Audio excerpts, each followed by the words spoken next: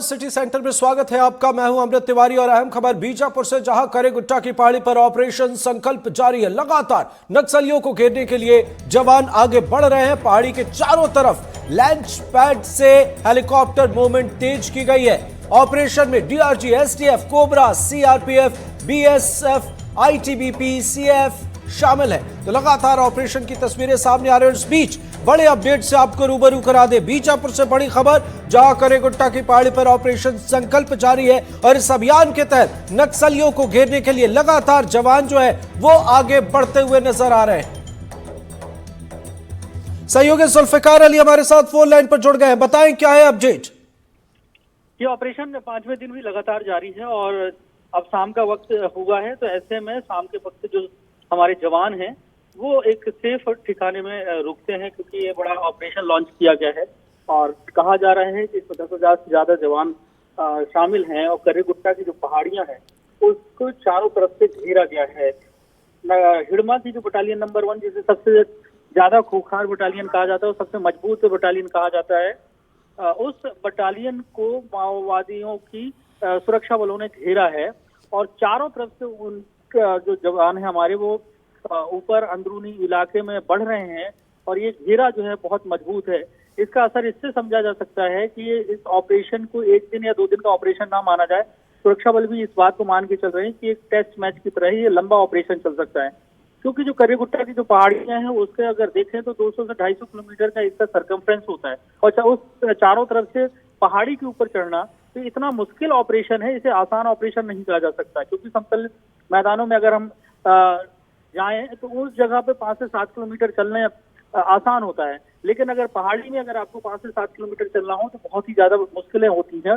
खड़ी पहाड़ियों को चढ़ना, फिर उतरना, फिर चढ़ना, तो ऐसे में ये काफी मुश्किल है और यही वजह है कि जो हेलीकॉप्टर हैं सेना के, उनसे बैकअप सुरक्षा बलों को दिया जा रहा है और अंदरूनी इलाके में लगातार ये ऑपरेशन चल रहा है। उम्मीद ये जताई जा रही है कि बड़ी खबर यहाँ से निकल कर आ सकती है, क्योंकि 2 दिन पहले देखें जब ऑपरेशन की शुरुआत के 2 दिन बाद यहाँ पर 3 नक्सली मारे गए थे। जो महिला नक्सली हैं उनके शव बरामद किए गए थे और कहा जा रहा था कि 5 माओवादी मारे गए हैं, लेकिन पुलिस बल का ये कहना है कि जब तक उनके पास शव हाथ बरामद नहीं हो जाते तब तक इसकी पुष्टि नहीं की जाती। तो अभी किसी भी तरीके की और भी अपडेट क्योंकि किस तरीके से इनकाउंटर चल रहा है सुरक्षा बलों की तरफ से अभी जारी नहीं किया गया है, सिक्योरिटी रीजन की वजह से। बिल्कुल आपने सही कहा। ज्वाइंट ऑपरेशन हेलीकॉप्टर मूवमेंट तेज कर दी गई है और करेगुट्टा की पहाड़ी पर ऑपरेशन संकल्प की एक बेहतर तस्वीर नजर आ रही है। उम्मीद की जा रही है कि यहां पर बड़ी सफलता सुरक्षा बलों के जवानों को मिलेगी।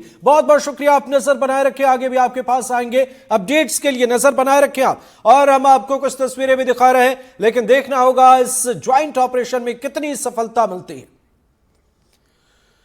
और खबर सियासी गलियारे से, जहां इंदौर पहुंचे नेता प्रतिपक्ष उमंग सिंगार ने प्रदेश के पूर्व गृह मंत्री डॉक्टर नरोत्तम मिश्रा पर बड़ा वार किया है। दरअसल सिंगार इंदौर से पहले दतिया दौरे पर पहुंचे थे और सिंगार ने कहा कि उनके कार्यक्रम के लिए टेंट भी उत्तर प्रदेश से मंगवाने पड़े। इतना ही नहीं, सिंगार ने कहा कि दतिया में जो भी कांग्रेस के कार्यक्रम में जाता है उस पर एफआईआर दर्ज कर ली जाती है। सिंगार यही नहीं रुके, उन्होंने कहा कि दतिया के कलेक्टर और एसपी भांग खाकर सो रहे हैं।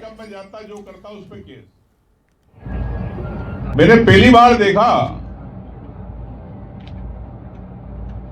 क्या आतंक है। मेरे कार्यक्रम के लिए टेंट चाहिए था, टेंट यूपी से आया, उत्तर प्रदेश से कोई देना नहीं था। तो मैंने पूछा भैया ऐसा क्यों?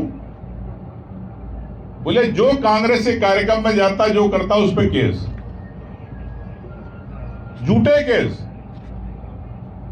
महिलाएं परेशान, बेचारी एक बेचारी बुजुर्ग महिला मेरे सामने रो रही थी कि भैया हमारे गांव में शराब बंद करा दो। बहुएं परेशान कि हमारे सब पति बर्बाद हो रहे हैं, लेकिन एसपी हो कलेक्टर हो क्या कौन सा भांग खा के सो रहे। सहयोगी निहारिका शर्मा हमारे साथ जुड़ गई हैं। निहारिका, नेता प्रतिपक्ष उमंग सिंगार को हमने सुना, आपने भी सुना। एक बड़ा सवाल यह है कि यह सियासी तंज है या क्या है? किस तरीके से इसे देखें, किस तरीके से इसे देखा जा रहा है? जी बिल्कुल, देखिए उमंग सिंघार जो नेता प्रतिपक्ष है वो कुछ ही समय पहले दतिया दौरे पर थे। दतिया दौरे से जब वे लौटे, इंदौर पहुंचे, तो वहां पर एक प्रेस कॉन्फ्रेंस के दौरान उन्होंने वहां पर उनके साथ जो भी घटनाएं घटी उसको बयान किया है। उन्होंने कहा है कि एक आतंक का माहौल जो है वो दतिया में मचा रखा है, और ये आतंक जो है नरोत्तम मिश्रा जो पूर्व गृह मंत्री थे उनके समय से देखने को मिल रहा था, जिसके चलते अब जो लोग हैं, जो वहाँ की लोग जो वहाँ रहते हैं, जो दतिया के लोग हैं, उन्होंने नरोत्तम मिश्रा को सबक सिखाने के लिए ही उन्हें इस बार अपने विधायक के तौर पर नहीं चुना। उन्हें किसी भी ऐसे पद पर नहीं रखा कि उन्हें उनकी सेवा करने का मौका मिले, यानी कि जन सेवा का मौका मिले, और ये उनके चेहरे पर एक बड़ा तमाचा था। उसी के साथ उन्होंने ये भी कहा है कि नरोत्तम मिश्रा ने इस तरह का आतंक मचा रखा है वहां पर कि किसी भी तरह से अगर कांग्रेस का कोई भी कार्यक्रम वहां पर होता है तो उसके लिए टेंट तक, मंच तक लगाने के लिए कोई भी जो चीजें उन्हें उपलब्ध करानी होती है, चाहे फिर टेंट हो, लकड़ियां हो, वो तक उन्हें नहीं मिलती है। इस बार उमंग सिंघार का जो कार्यक्रम था उसके लिए भी उन्हें टेंट जो है वो यूपी से बुलवाने पड़े। यूपी में भी उन्हें कई लोगों से मिन्नतें करनी पड़ी, जिसके बाद जाकर उन्हें टेंट मिला है। उसके साथ उन्होंने ये भी बताया कि अगर कोई इंसान ऐसा है जो कांग्रेस के कार्यक्रमों में जाना चाहता है, कोई कांग्रेस की जो पार्टी है उनका सहयोगी होता है, या फिर उनके कार्यकर्ता होते हैं, जब वे उस कार्यक्रम में जाना चाहते हैं तो कार्यक्रम के बाद बिना किसी कारण उनके खिलाफ केस दर्ज हो जाता है, एफआईआर तक दर्ज हो जाती है। और दतिया के एसपी कलेक्टर निहारिका, सियासत में वार पलटवार का दौर चलते रहता है। सत्ता पक्ष को घेरना कोई नई बात नहीं है, लेकिन नेता प्रतिपक्ष कलेक्टर और एसपी को भी घेर रहे हैं। बिल्कुल आप सही कह रहे हैं। उन्होंने कलेक्टर और एसपी को इसीलिए घेरा है क्योंकि वहां पर रहने वाली कई महिलाएं हैं जो कलेक्टर एसपी तक पहुंचती है, उनके सामने अपनी जो परेशानियां हैं, जो उनकी उत्पीड़न है, उसे बयान करती है। उसके बावजूद एसपी और कलेक्टर वही कर रहे हैं। उमंग सिंघार के मुताबिक ऐसा है कि कलेक्टर और एसपी वही करते हैं जो नरोत्तम मिश्रा या उनकी पार्टी उन्हें करने से कहती है। तो उनका ये कहना है कि दतिया के एसपी और कलेक्टर जो है वे भी भांग खा के सो रहे हैं, कोई भी उनकी वहां की परेशानियां सुनने को तैयार नहीं है, और उन्हें जो न्याय मिलना चाहिए वो न्याय नहीं मिल रहा है। न्याय भी उस प्रकार से मिलता है जो नरोत्तम मिश्रा जो पूर्व गृह मंत्री है मध्य प्रदेश के, वो जो चाहते हैं वो वहां पर होता है। इसी के चलते ये एक जो आक्रोशित बयान है, या कह सकते हैं कि एक विवादित बयान जो हमारे नेता प्रतिपक्ष है उमंग सिंघार उन्होंने दिया है, और ये बड़ा हैरान करने वाला है क्योंकि उन्होंने कई ऐसे तंज है जो नरोत्तम मिश्रा पे कसे हैं। उन्होंने ये भी कहा है कि कई बार वे किसी भी घर में घुस जाते हैं, एकल भोजन करते हैं, एकल विश्राम करते हैं। क्यों करते हैं ये सब अब ये उनसे पूछना होगा। खैर, ये जो बयान है ये नेता प्रतिपक्ष उमंग सिंघार ने दिया, जो हमने और दर्शकों ने सुना है। जी बिल्कुल बिल्कुल, आपने सही कहा। नेता प्रतिपक्ष के बयान के बाद सत्ता पक्ष की तरफ से क्या कुछ बयान सामने आते हैं इसका इंतजार है। बहुत बहुत शुक्रिया, आप नजर बनाए रखें, आगे भी आपसे अपडेट लेंगे।